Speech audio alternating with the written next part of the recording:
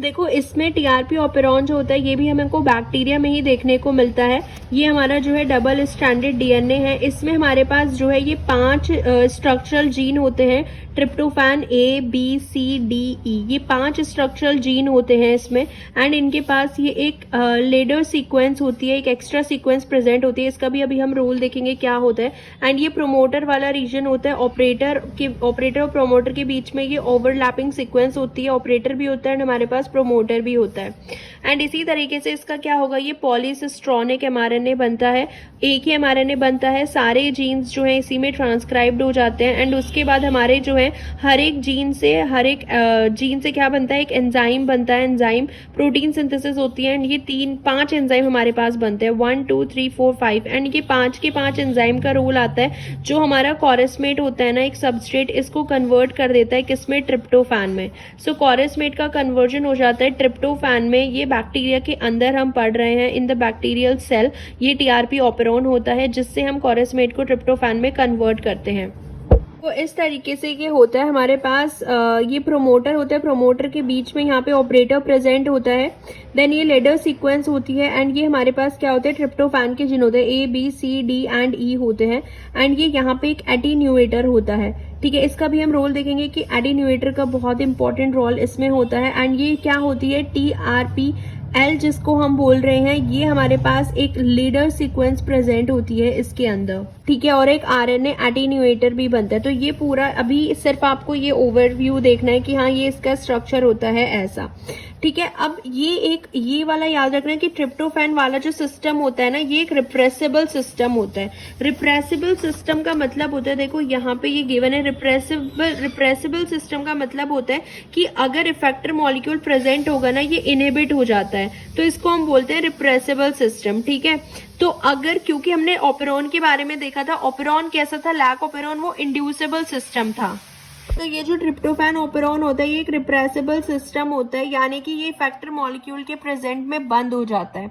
जैसे हमने lack operon देखा था ना, अगर लैक्टोज प्रेजेंट है तो वो ऑन होता है, लैक्टोज एब्सेंट है तो वो ऑफ होता है, तो उसको हम इंड्यूसेबल सिस्टम बोलते हैं। ये रिप्रेसिबल सिस्टम होता है, यानी कि अगर ट्रिप्टोफैन प्रेजेंट होगा तो ये ऑफ होगा, ट्रिप्टोफैन एब्सेंट होगा तो ये ऑन होगा, उल्टा होता है इसमें। तो ये रिप्रेसिबल सिस्टम होता है। एंड बाकी इसका डायग्राम हमने देख ही लिया है, ठीक है।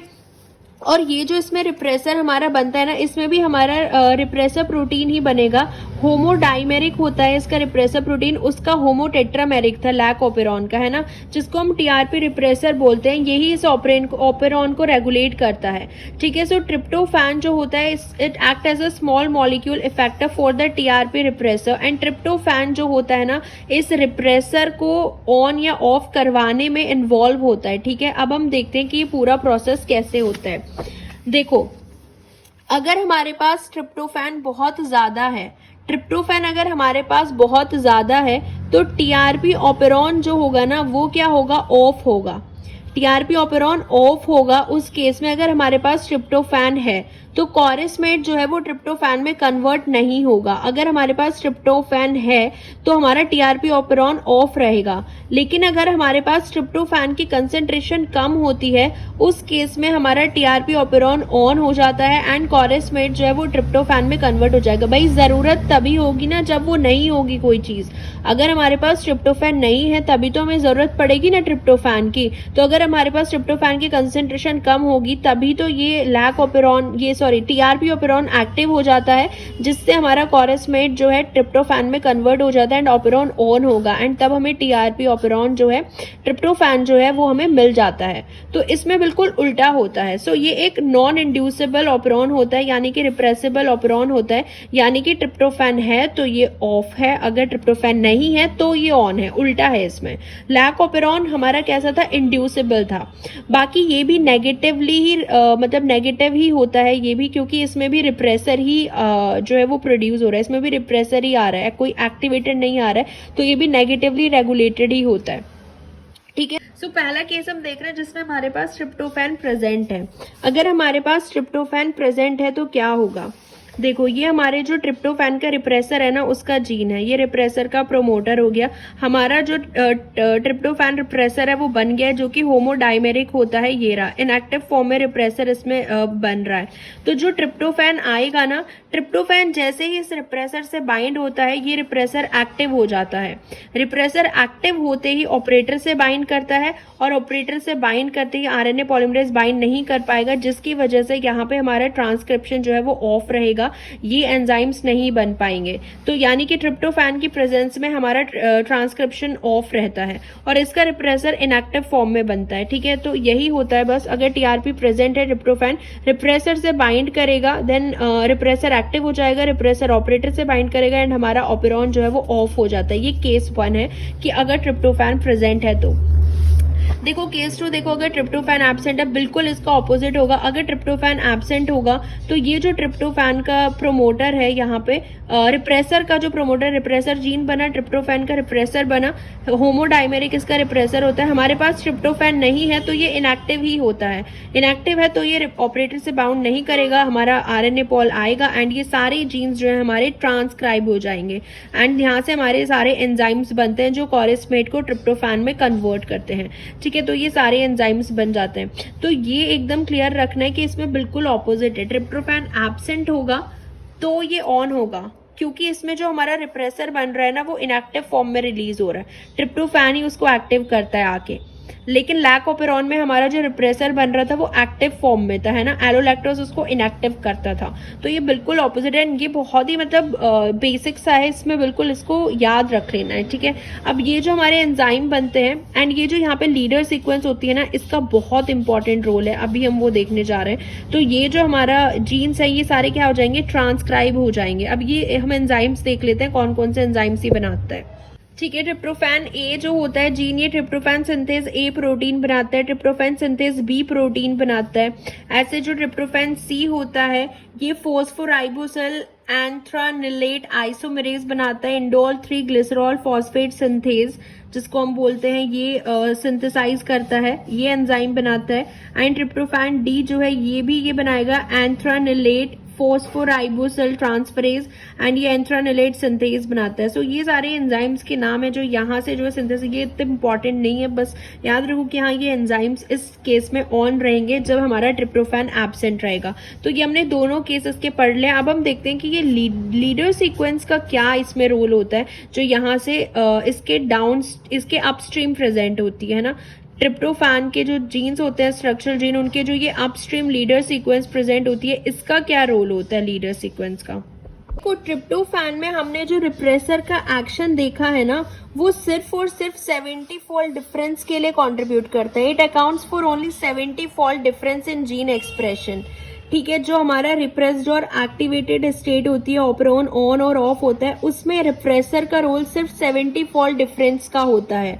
लेकिन जो हमारी ये लीडर सीक्वेंस होती है ना, लीडर सीक्वेंस के अंदर एक एटीन्यूएटर होता है और उस लीडर सीक्वेंस के अंदर जो एटीन्यूएटर होता है ना, वो रिजल्ट देता है 700 फोल्ड डिफरेंस आता है जो टीआरपी के एंजाइम्स है उनके एक्सप्रेशन में।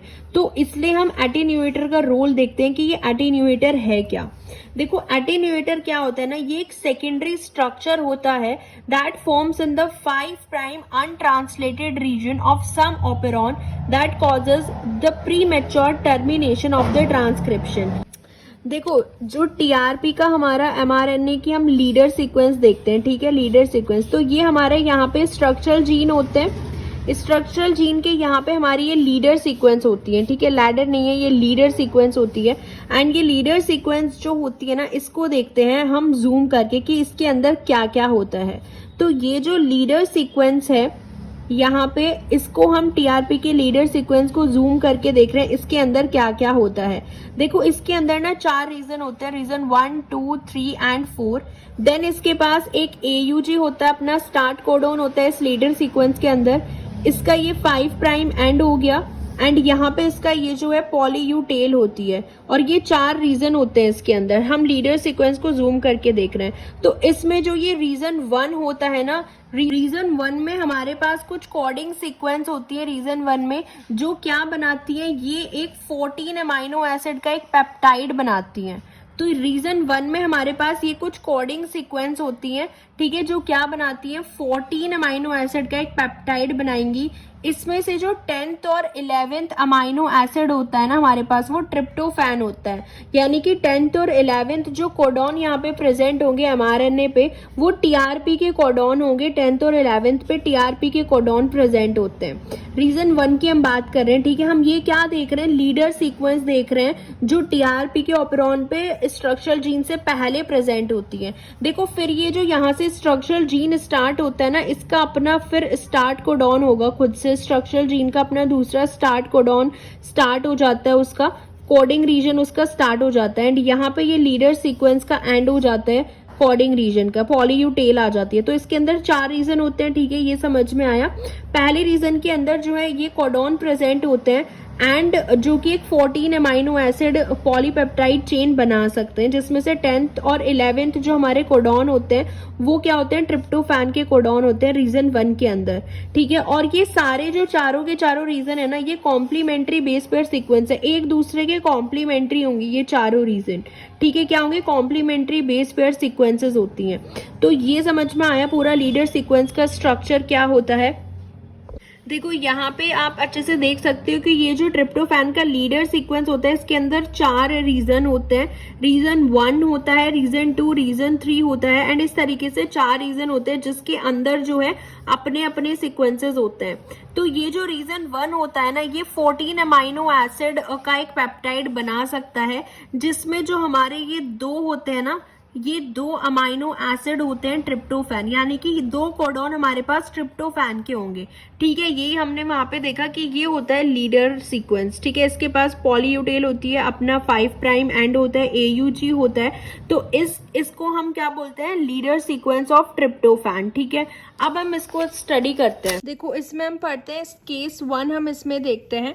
केस 1 होते हैं कि जब हमारा ट्रिप्टोफैन प्रेजेंट नहीं है तो राइबोसोम कहाँ पे रुकेगा। अब ये हमारी पूरी लीडर सीक्वेंस होती है, इसके अंदर 4 रीजन हमने देखे हैं, 1, 2, 3 एंड 4, ठीक है। जब 3 और 4 आपस में पेयरिंग करते हैं ना, इसको बोलते हैं हम टर्मिनेटर सीक्वेंस। 3 और 4 पेयरिंग कर लेते हैं एंड जो यू न्यूक्लियोटाइड होते हैं वो यहाँ पे प्रेजेंट होते हैं। तो इस तरीके का अगर सीक्वेंस देखने को मिल रहा है, 3 और 4 पेयर करते हैं तो ये टर्मिनेटर सीक्वेंस होता है, ठीक है। एंड 1 और 2 भी आपस में पेयर कर लेते हैं तो ये पूरा टर्मिनेटर सीक्वेंस होता है।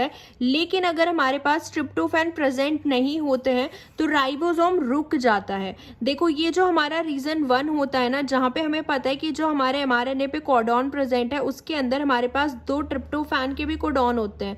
तो जैसे ही राइबोसोम जो है प्रोटीन बनाएगा यहाँ पे, तो जब हमारे पास ट्रिप्टोफैन प्रेजेंट नहीं है तो राइबोसोम जो है प्रोटीन कंप्लीट नहीं बना पाएगा, पॉलीपेप्टाइड चेन कंप्लीट नहीं कर पाएगा, क्योंकि ट्रिप्टोफैन के अमाइनो एसिड हमको चाहिए इनकॉर्पोरेशन के लिए। ट्रिप्टोफैन के कोडॉन प्रेजेंट है इसीलिए।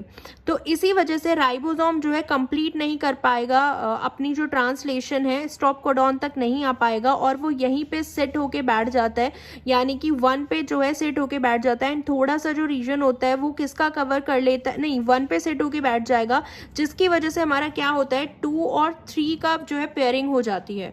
इस केस में क्योंकि वो मूव ही नहीं कर पा रहा है, स्टॉप कोडॉन तक आ ही नहीं पा रहा है, क्योंकि उसकी प्रोटीन सिंथेसिस कंप्लीट नहीं हुई है, तो जिसकी वजह से जो हमारा 2 और 3 होता है वो पेयरिंग कर लेते हैं, क्योंकि 3 और 4 नहीं कर पाते तो 2 और 3 पेयरिंग कर लेते हैं, जिसकी वजह से ये हमारा एंटी टर्मिनेटर एक लूप बन जाता है। इसको हम एंटी टर्मिनेटर लूप बोलते हैं जब 2 और 3 पेयरिंग कर लेंगे। और अगर 2 और 3 ने पेयरिंग कर ली, एंटी टर्मिनेटर लूप बन गया, तो जो हमारे पास यहाँ पे हमारे ट्रिप्टोफैन के जो जीन होते हैं तो उसका जो सिंथेसिस है वो चलता रहता है। वहाँ पे आरएनए पॉलीमरेज जो है वो आगे बैठता है एंड उनका ट्रांसक्रिप्शन होता रहेगा, उस पर कोई फर्क नहीं पड़ेगा, यानी कि ट्रिप्टोफैन जो है वो बनता रहेगा, कॉरेसमेट से ट्रिप्टोफैन बनेगा, तो वो चल रहा है इसमें। तो केस 1 हमारा यही होता है, अगर ट्रिप्टोफैन प्रेजेंट नहीं है तो राइबोसोम जो है यहीं पे रुक जाता है and 2, 3 anti terminator hairpin loop जो है हमारा फॉर्म हो जाता है।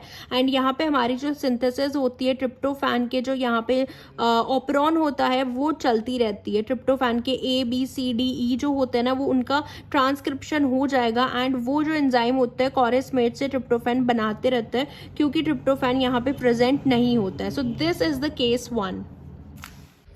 अब हम केस 2 देखते हैं कि अगर ट्रिप्टोफैन हमारे पास प्लेंटीफुल है तो ribosome continues and allow to 3-4 transcription, ठीक है। ये चलो अब हम देखते हैं कि ये क्या लिखा हुआ है। देखो ये पूरा हमारा mRNA है, ठीक है। इसमें हमारे पास ये ट्रिप्टोफैन की 2 सीक्वेंस होती हैं, ये हमने देख लिया। अब हमारे पास ट्रिप्टोफैन है, काफी ट्रिप्टोफैन है हमारे पास।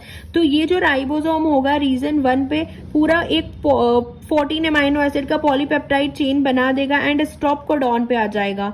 तो जैसे ये स्टॉप कोडॉन पे आता है, ये थोड़ा सा रीजन 2 का जो रीजन होता है, रीजन 2 को ऑक्यूपाई कर लेता है, इसका स्पेस भी राइबोसोम। एंड इस केस में हमारा 3-4 एटेन्यूएटर सीक्वेंस बन जाता है।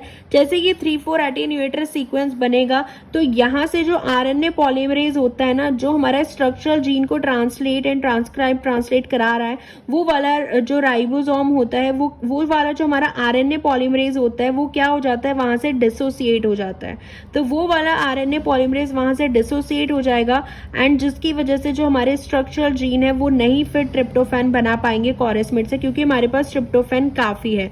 तो इस तरीके से जो लीडर सीक्वेंस होती है ना, वो ज्यादा इंपॉर्टेंट रोल प्ले करती है इसको कंट्रोल करने में, कि जो ट्रिप्टोफैन का ऑपरेरॉन है वो ऑन होना चाहिए कि ऑफ होना चाहिए। एंड वो कैसे होता है, क्योंकि जो लीडर सीक्वेंस होती है उसके अंदर 4 रीजन होते हैं, रीजन 1, 2, 3 एंड 4। 3 और 4 जब मिलते हैं तो वो टर्मिनेटर लूप बनाते हैं, एटीन्यूएटर बनाते हैं। एंड जब 2 एंड 3 मिलते हैं तो वो एंटी टर्मिनेटर बनाते हैं। तो वो डिपेंड करता है कि ट्रिप्टोफैन है कि नहीं है। तो इस तरीके से लीडर सीक्वेंस जो है वो कंट्रोल करता है। देखो हमें पता है कि ये जो जीन होते हैं ना ट्रिप्टोफैन के, A, B, C, D and E, ये जो 5 जीन होते हैं जो कि एक एंजाइम बनाते हैं, ठीक है।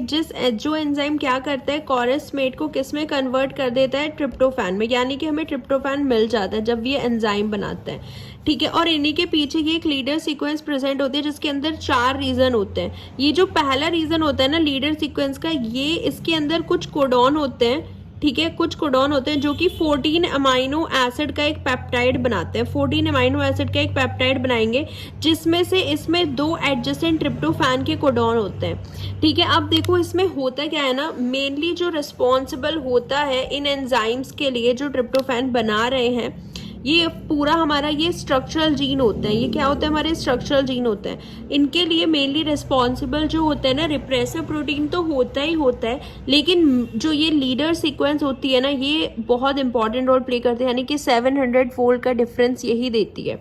देखो इसमें क्या होता है, जैसे कि यहाँ पे हमारा कौन सा आएगा, यहाँ पे हमारा राइबोसोम जैसे ही आके बैठता है, ठीक है। राइबोसोम आया, AUG पे आया। हम पहला केस देख रहे हैं जिसमें हमारे पास जो ट्रिप्टोफैन है ना, उसका कंसंट्रेशन हमारे पास नहीं है। ट्रिप्टोफैन हमारे पास क्या है, एब्सेंट है। नहीं, पहला हम देखते हैं कि हमारे पास ट्रिप्टोफैन जो है, हाँ पहले एब्सेंट वाले देख लेते हैं कि ट्रिप्टोफैन हमारे पास नहीं है, एब्सेंट है।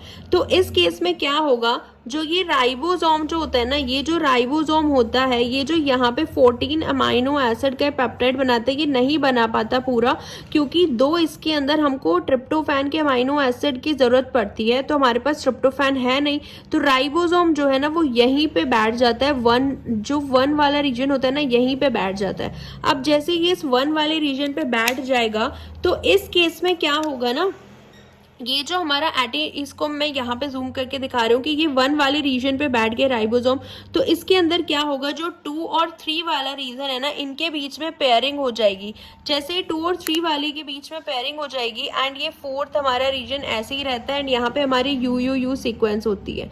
तो ये 4 वाला रीजन ऐसे ही रहता है एंड 2 और 3 क्या होते हैं, ये एंटी टर्मिनेटर बना लेंगे, जिसकी वजह से यहाँ पे कोई फर्क नहीं पड़ेगा। यानी कि ये जो हमारा E वाला जो जीन होता है ना, ट्रिप्टोफैन E जीन, इसका जो यहाँ पे आरएनए पॉलीमरेज आके बैठता है, यहाँ पे आरएनए पॉलीमरेज आके बैठेगा एंड इसका ट्रांसक्रिप्शन चलता रहेगा, यानी कि ट्रिप्टोफैन बनता रहेगा अगर हमारे पास ट्रिप्टोफैन नहीं है। पहला केस ये हो गया। दूसरा केस क्या होता है ना, देखो अगर हमारे पास ट्रिप्टोफैन है, दूसरा केस हम देख रहे हैं कि भाई हमारे पास ट्रिप्टोफैन जो है वो प्रेजेंट है, ट्रिप्टोफैन का हमारे पास प्रेजेंस है, तो ये राइबोसोम जो है पूरे 14 अमाइनो एसिड बना लेगा यहाँ पे राइबोसोम एंड ये अपने स्टॉप कोडॉन तक आता है, जो कि इस सेकंड वाले पोर्शन को भी थोड़ा बहुत कवर कर लेता है अगर ट्रिप्टोफैन प्रेजेंट है तो। अगर ये सेकंड वाले पोर्शन को कवर कर लेगा तो इस केस में हमारे पास क्या बनता है, 3 और 4 वाला एटीन्यूएटर सीक्वेंस बन जाता है। 3 और 4 के बीच में पेयरिंग हो जाते हैं, क्योंकि सेकंड पे तो हमारे क्या बैठा हुआ है, राइबोसोम कवर कर लिया सेकंड रीजन। तो ये जो टर्मिनेटर और एटीन्यूएटर बनता है ना, इसके बाद में यू सीक्वेंस होती है। तो ये क्या करता है ना, इसका ये जो आरएनए पॉलीमरेज होता है ना, ई वाले का ये जो आरएनए पॉलीमरेज होता है, इसको क्या कर देता है, यहाँ से डिसोसिएट कर देता है। ये आरएनए पोल यहाँ बैठ नहीं पाता है। जैसे ये एंटी टर्मिनेट, ये जो टर्मिनेटर बनता है ना, एटीन्यूएटर 3 और 4 जब ऐसे बनाएंगे तो ये इसको ऐसे पुश करता है, जिसकी वजह से हमारा जो यहाँ पे आरएनए पॉलीमरेज होता है ना, वो यहाँ से डिसोसिएट हो जाएगा एंड इनका जो है स्ट्रक्चरल जीन का यहाँ पे सिंथेसिस जो है नहीं होगा इस केस में, जब हमारे पास ट्रिप्टोफैन प्रेजेंट होगा। एंड ऑब्वियस है, हमें चाहिए भी नहीं ना ट्रिप्टोफैन, हमें चाहिए भी नहीं, क्योंकि हमारे पास ट्रिप्टोफैन ऑलरेडी प्रेजेंट है। तो इस तरीके से काम करती है लीडर सीक्वेंस एंड ये ट्रिप्टोफैन के ऑपरॉन्स। चलो अब हम ये टेबल कंप्लीट करते हैं। देखो, अगर हमारे पास ट्रिप्टोफैन का लेवल हाई होगा तो उस केस में हमारा राइबोसोम टीआरपी कोडॉन पे रुकेगा, नहीं रुकेगा। पोजीशन क्या होगी राइबोसोम की, वो रीजन 2 पे आके रुकेगा, जो लीडर सीक्वेंस के अंदर रीजन 2 होता है, क्योंकि वो टोटल अमाइनो एसिड का पेप्टाइड बना देगा कंप्लीट 14 अमाइनो एसिड का। उसके बाद रीजन 2 पे आके वो रुक जाएगा, कवर रीजन 2। एंड जो सेकेंडरी स्ट्रक्चर बनता है हमारा, जो 5 प्राइम यूटीआर होता है, उसमें कौन सा सेकेंडरी स्ट्रक्चर बनता है, जिसके अंदर जब वो रीजन 2 को कवर कर तो उसके बाद तो 3 और 4 बेस पेयर करेंगे ना, 3-4 का पेयरिंग होगी, 3 और 4 का हेयर पेन स्ट्रक्चर होगा एंड टर्मिनेशन हो जाएगा। यस, क्योंकि अगर 3 और 4 बन गया, जो कि हमारा टर्मिनेटर और एटीन्यूएटर होता है, ये क्या करेगा, ट्रिप्टोफैन ऑपेरॉन को टर्मिनेट कर देगा। बिल्कुल इसका ऑपोजिट फिर इसमें होगा, अगर ट्रिप्टोफैन का लेवल कम होगा तो राइबोसोम टीआरपी कोडॉन पे हाँ जी रुक जाएगा, क्योंकि पोजीशन क्या होगी राइबोसोम की, वो कवर करेगा 1 रीजन को, और अगर 1 को कवर करेगा तो 2 और 3 हेयरपिन बनेगा, और इस केस में हमारे टीआरपी जो ऑपेरॉन है वो टर्मिनेट नहीं होगा, क्योंकि वो कंप्लीटली स्ट्रक्चर बनाता जाएगा। क्योंकि ट्रिप्टोफैन की लेवल कम है तो हमें ट्रिप्टोफैन बनाना पड़ेगा, कॉरेस्मेट से ट्रिप्टोफैन बनता है। तो ये था कंप्लीट, हमने टीआरपी, हमने जो है लैक ऑपेरॉन देख लिया, बैक्टीरिया के अंदर जो है हमने 2 ऑपेरॉन कवर कर लिए, एक हमने लैक ऑपेरॉन देख लिया, एक हमने टीआरपी ऑपेरॉन देख लिया। देखो एक बात दोनों में याद रखना कि दोनों में क्या होता है ना, लैक ऑपेरॉन में भी हमारा रिप्रेसर होता है, तो ये भी नेगेटिवली ही होता है, नेगेटिव रेगुलेटेड ऑपेरॉन होता है, क्योंकि इस केस में भी हमारा रिप्रेसर होता है एंड इस केस में भी हमारा रिप्रेसर होता है। लेकिन लैक ऑपेरॉन इंड्यूसिबल ऑपेरॉन होता है। इंड्यूसिबल का मतलब होता है यानी कि अगर लैक्टोज प्रेजेंट है तो ये जो है ऑन होगा, लैक्टोज अगर एब्सेंट है तो ये जो है ऑफ होगा। ये इसका पॉजिटिव रेगुलेशन हमने देखा था, नहीं ये इसका नेगेटिव रेगुलेशन था, क्योंकि इसमें रिप्रेसर था ना, नेगेटिव रेगुलेशन देखा। लैक ऑपेरॉन का एक हमने पॉजिटिव रेगुलेशन भी देखा था, पॉजिटिव रेगुलेशन, जिसमें हमारा कैप प्रोटीन इन्वॉल्व था, जो कि एक एक्टिवेटर था। तो पॉजिटिव रेगुलेशन भी देखा एंड हमने बेसल लेवल ऑफ ट्रांसक्रिप्शन इसके देखे थे, ठीक है, लैक ऑपेरॉन में। टीआरपी ऑपेरॉन जो है ये नॉन इंड्यूसिबल होता है। नॉन इंड्यूसिबल का मतलब होता है रिप्रेसिबल, रिप्रेसिबल का मतलब होता है ये जो है रिप्रेसिबल ऑपेरॉन है, यानी कि अगर हमारे पास ट्रिप्टोफैन होगा तो ये जो है ऑफ होगा, एंड अगर हमारे पास ट्रिप्टोफैन नहीं है तो ये ऑन होगा, यानी कि ये उल्टा होता है, ठीक है। तो इसका हमने ये जो है नेगेटिवली रेगुलेशन होता है इसका, एंड नॉन इंड्यूसिबल होता है क्योंकि रिप्रेसर है तो नेगेटिवली होगा, एंड लैक ऑपेरॉन का हमने पॉजिटिव रेगुलेशन भी देखा। तो इनके हमने ये कवर कर लिए हैं, जो हमारा क्या था, रेगुलेशन था, translational regulation of prokaryotes. And ये किस में हमने पढ़ा है, प्रोकैरियोट्स या बैक्टीरिया के अंदर हमने ये चीज देखी है, ई कोलाई के अंदर हमने पढ़ा है, ठीक है।